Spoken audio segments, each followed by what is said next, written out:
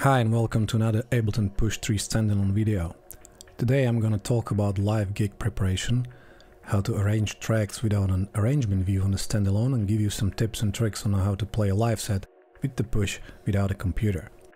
I'll be working on a computer most of the time, since Push standalone can't do some things I need to do in order to prepare for live set, at least as of current firmware. First, let's look at the track I'll be working with. This is a complete arranged track. It's not completely release ready, but for the live gig it will work okay. I try using as many Ableton native instruments and effects as possible for my sets, at least since I have Push 3, sort of thinking ahead to make my life easier when taking the project to Push standalone. However, I often use third-party virtual synths and effects because I have a bunch of those and some offer options or sound beyond Ableton native devices. So the first thing is to go through the project and look for third-party devices. Then I need to decide if I can replace the device with Ableton native alternative if possible, like replacing a vintage compressor with glue compressor, and if so, if I can get the sound close enough to what I'm looking for. Most of the time though, this is too much work and some effects don't have a valid native alternative. The same goes for synths. When I use third-party synths, it's because I'm looking for different sound or features than native Ableton instruments. Sometimes it's possible to replace, say, pigments with Ableton wavetable, but then again, this is usually too much work.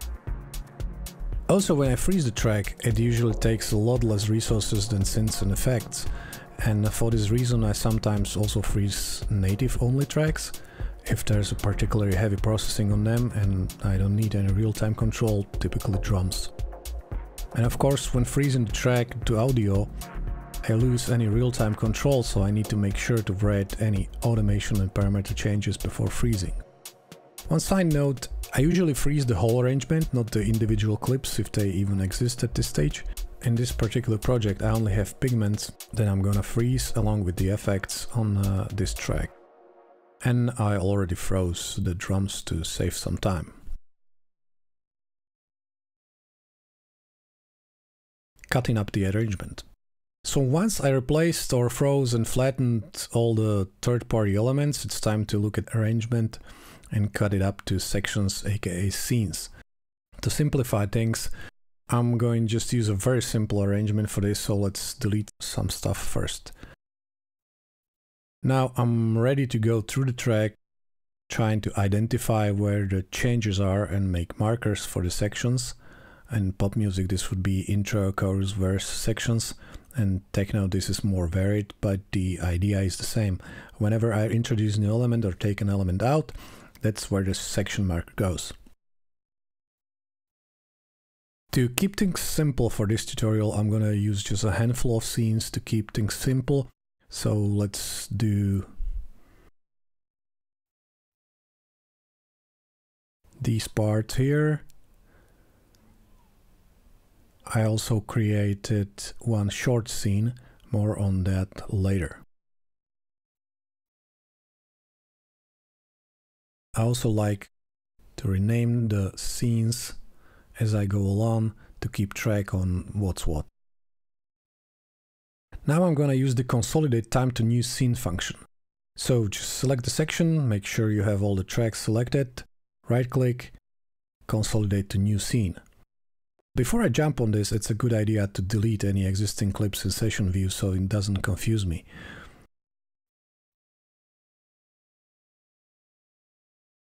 So right now we have the whole arrangement cut up into scenes in session view, and if you play the scenes one after another, we should get the whole song playing as it was arranged originally.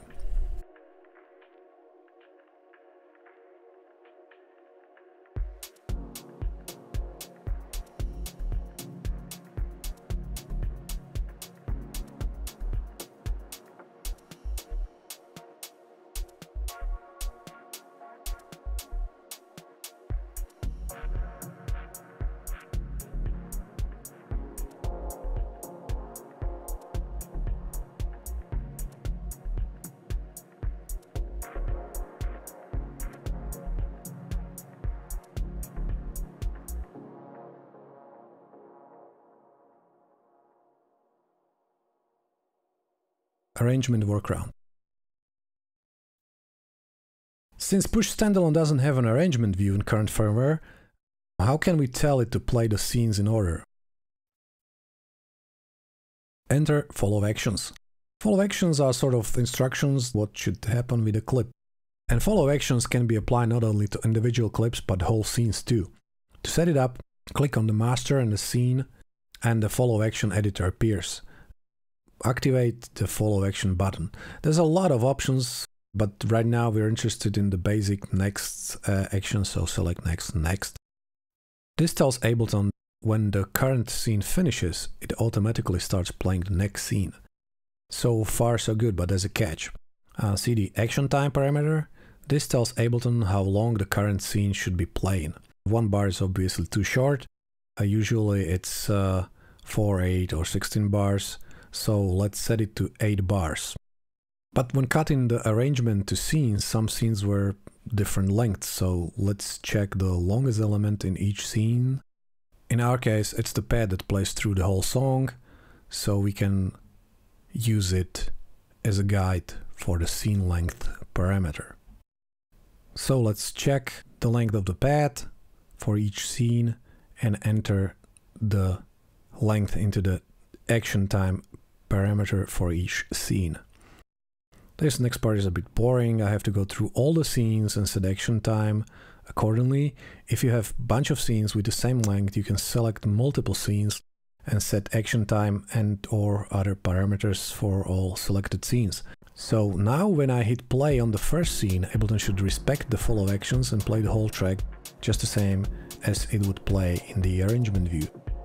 Unfortunately, as of current firmware, there's no way to edit follow actions on Push Standalone, but luckily Push does respect the follow actions when we save it into the project and move it over to Standalone.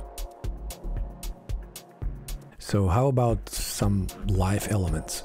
I personally think follow action is even better than playing the arrangement from start to finish, because if I want to let it play as intended, I can let it and tweak some filters or get a drink or whatever. But if I feel like messing it up, I can retrigger the scenes as I like, making them longer, skipping scenes by firing up another scene, etc. And after I stop messing with the scenes, Push automatically follows the original, well, follow actions. Now, there's another tip. I usually leave first and last scene without any follow actions. This way I can let the intro and the outro run for as long as I need when transitioning between tracks. So I have one of my songs all ready to go, except for Control, more on that in a bit. So how do I bring in another song without waiting for Push to load another project for 30 to 60 seconds?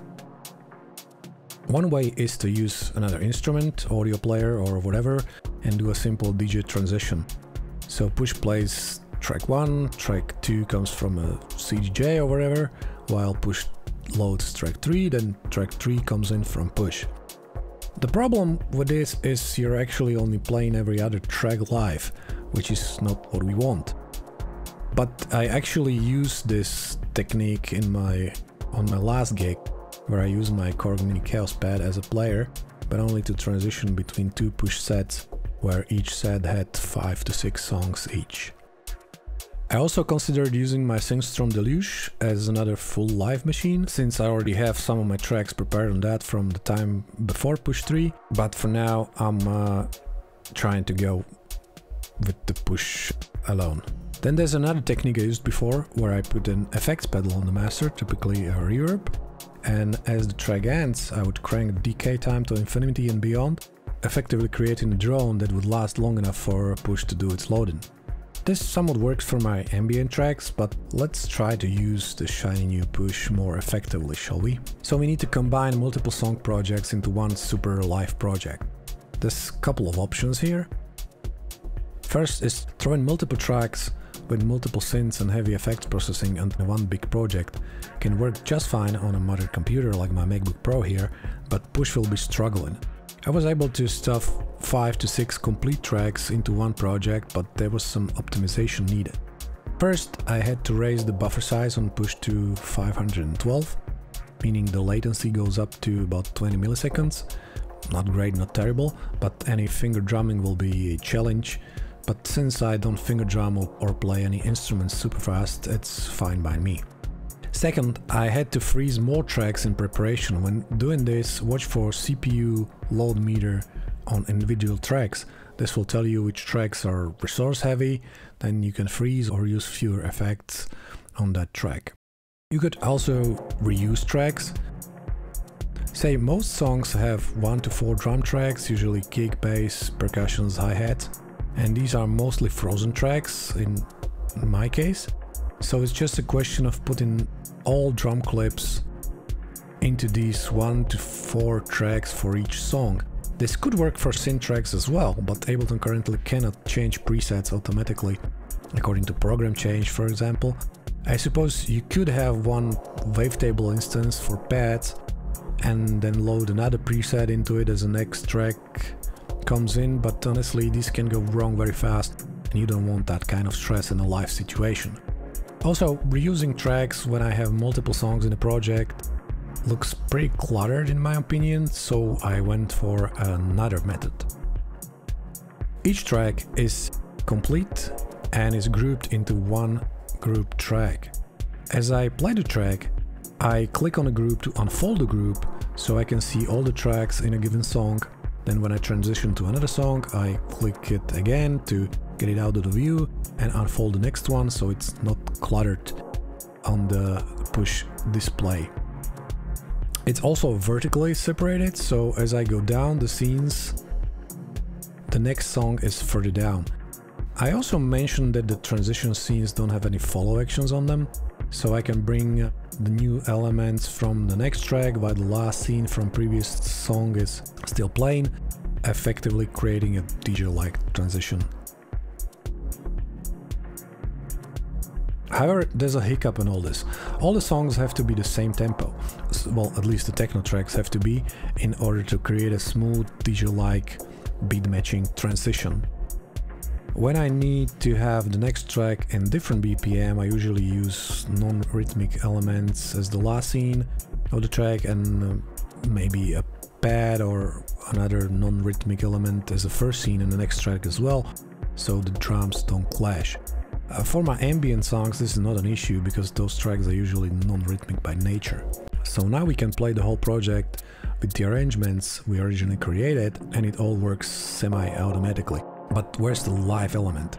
Since we're talking ambient and or dub techno, I'm not going to use any wild synth solos, although I try to leave at least one synth that could be used for playing some random notes throughout the set to introduce a live element. But most of the time it's just turning those knobs, muting and unmuting elements, tweaking the filters, delays, attack and release, that sort of thing. The problem is, those parameters are scattered all over the project, so when you need to change the filter on a synth, you have to go to the synths channel, click the device button, quickly find which knob does what and tweak it. Also, you can tweak more than one parameter at a time, but only on that one page. The macros help somewhat, so you can see things like cutoff, resonance, delay feedback or a phaser amount on one page, but it's still just one channel. So meet Map 8. Map 8 is a Max for Live device that works just like the group macros, but can map any parameter anywhere in the live set. So you probably noticed each song in my live project has a control track in blue. This is where I have the Map 8 device and it's mapped to various parameters across the song. This way I can tweak cutoff on synth 1 and 2 while at the same time turning down the filter cutoff on the drums and cranking up the delay feedback on another synth. Just joking, I only have two hands, so it's usually just two knobs at a time. Anyway, I can see all the parameters on one device page and have 8 knobs mapped to whatever parameter within the project. Of course, I still need to jump to mixer view for some tweaks and scenes view for looking at where I am in a set, but not into individual tracks. This helps a lot. Also recently I got the Smooth Automator Max for Live device, which is pay what you want at the moment, I think. I haven't used it a lot yet, but it's pretty cool. It lets you transition between macro variations or snapshots, a feature introduced in Live 11, I think. that lets you tweak various macro parameters and then save the state into a snapshot, tweak it differently, save again. And then you can switch between those states with a click of a button, and Smooth Automator then can morph between those snapshots either automatically or manually, and the morphing fader can be further mapped to map 8, and thus you can effectively change a bunch of parameters with a single knob, and at the same time still within some boundaries set by the individual snapshots. Very cool device. Tips and tricks. So finally some tips and tricks to help you out with the live set preparation and playing live with the Standalone. Collect all and save. I always use collect all and save on my projects before sending it over to Push. If Push complains about missing samples, devices or whatever when loading the set, just go back, double check, transfer it again. Test the set. This is probably obvious, but playing the whole set in advance, exactly as you would play it on stage, is vital. You may find that you're missing some parameters from map 8, maybe the scene follow actions are not set right, etc. You can still go back to the projects on a computer at this stage, fix it, tweak it. On the stage, you can't really do that. I remember having to play one of my songs without a 303 part, which was sort of important in the context of the song, because I messed up the MIDI channel routing or whatever in preparation. Watch your levels. Push can act a bit weird with the output levels and can distort easily when pushed. Although I set all the individual track levels and the master when preparing the set and using Push as my audio interface on the computer. When I transferred the set to Push and ran it in Standalone, the master levels were all over the place. I had to turn down both master volume and main output on the Push to about -6 dB to get it into green on the mixer I was connected to on stage. That's why I like to use an end-of-chain processor connected between Push's output and the front of house, so I can compress and finalize the signal a bit, but also to watch the levels. I'm using my iPad for this, but I plan to use the electro-analog heat plus effects for this, but more on that in another video. Launch Quantization. Launch Quantization is a setting that tells Ableton how long to wait until it launches another clip/scene when you hit the launch button. Normally I have it set to a quarter note when previewing samples and such on my computer, so I don't have to wait until the end of the bar that's playing to hear the previewed sample. And I usually save the set with the low setting because I forget to change it to something reasonable like 1 bar. However, in live scenario, too low a setting can lead to abrupt changes when firing up clips or scenes, so always double check on the Standalone before playing the set by holding the metronome button and checking the launch quantization. Inputs and outputs. When working on the set on the computer, I usually have Push connected in controller mode and I use it as my main audio interface. This way all the Push ins and outs are available in Ableton, so I can set up any routing for external instruments or effects directly to Push's ADAT or internal connections. But after moving to Standalone, I tend to double check all the connections directly on Push just to make sure everything is a-okay. Also, please note that if you set up a live set on a computer with any other audio interface, you don't have to change any audio routings on the Push Standalone. This works fine for audio track routings and external instruments, but for external audio effects, this cannot be modified on Standalone as of current firmware, so it has to be set up before on a computer. Combining the tracks. When combining the songs into one big live project, I just usually drag and drop the whole song into the main project one by one. There's a couple of things to be aware though. If you have send return tracks set up in a project, Ableton will ignore those when dragging into another project, so either you don't use send return tracks or save the chain on the return track as a device and then create the return track in the main project and drag it back into the return track. Another thing is Ableton will ignore any scene follow actions when you drag the project into another project, so you have to set all the follow actions anew Or as I do it, just work on the follow actions after you combined all the projects into one big live project. So that's it. I hope this was helpful, and the most important tip of them all, have fun. Thanks for watching and see you next time.